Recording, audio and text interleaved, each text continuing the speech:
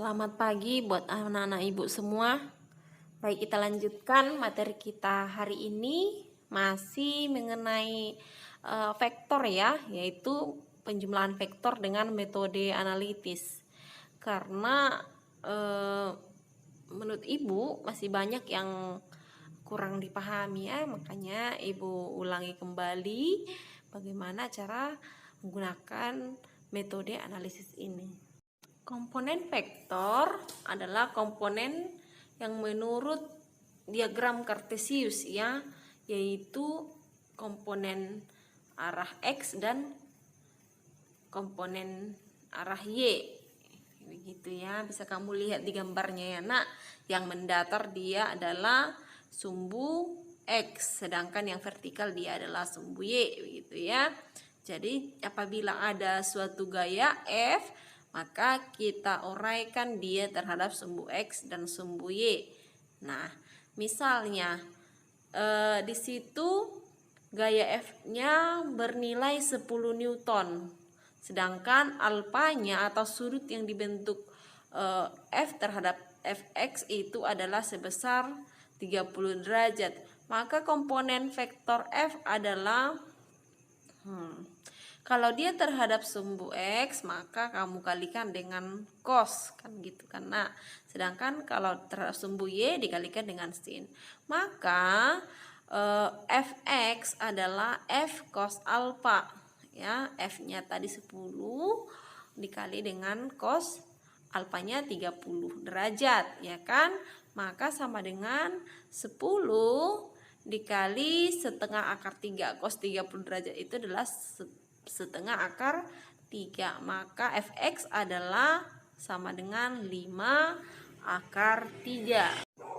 Sedangkan untuk Fy-nya, F sin alfa sama dengan 10 kali sin 30 derajat, sama dengan 10 dikali sin 30 derajat itu adalah setengah, maka 10 kali setengah sama dengan 5 Newton. Maka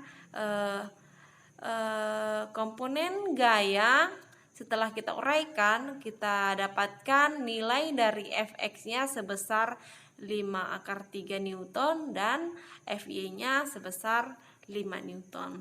Untuk vektor satuan itu dapat dinyatakan menurut komponen arahnya. Jika dia arah sumbu X, itu vektor satuannya adalah I. Untuk arah sumbu Y, vektor satuannya adalah J. Ini karena dia 2 dimensi. Kalau dia 3 dimensi, ada nanti lagi arah sumbu Z, begitu ya. Itu vektor satuannya adalah K. Oke. Sehingga vektor satuan untuk 1x itu I, begitu. 2x, 2i dan seterusnya gitu ya. Dan Y juga begitu. 1y sama dengan J, 2y dia 2J dan seterusnya.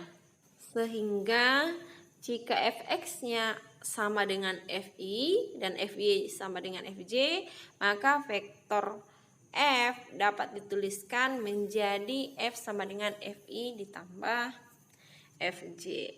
Untuk memudahkan kamu menyelesaikan soal penjumlahan vektor dengan metode analisis ini, bisa kamu gunakan tabel berikut ya. Jadi selama ini kita hanya menguraikan, kemudian baru kita kelompokkan, begitu ya. Nah, di sini untuk lebih memudahkan bisa kamu gunakan tabel seperti yang ibu buat ini. Ikuti langkah-langkahnya ya nak.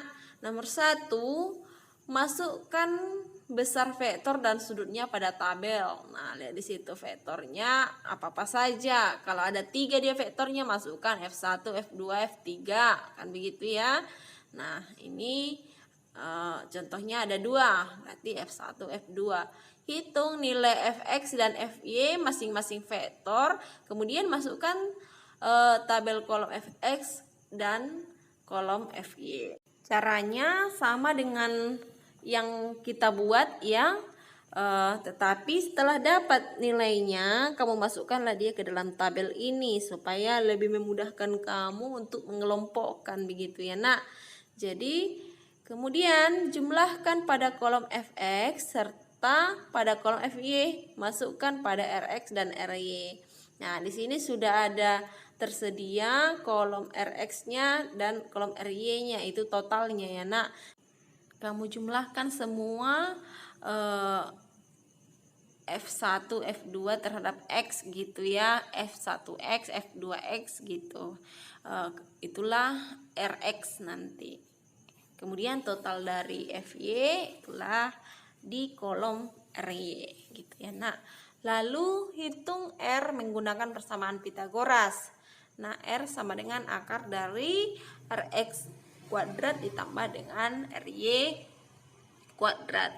Itulah nilai dari resultannya. Ini kita sudah pelajari ya kan. Ini untuk memudahkan, gunakanlah tabel berikut.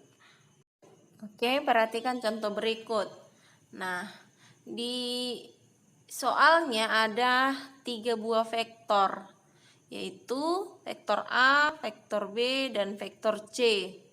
Ya kan?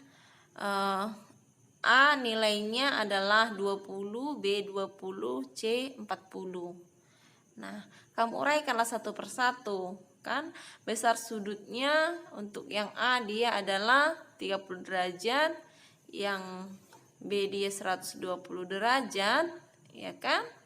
Sedangkan yang C itu 240 derajat itu terhadap A.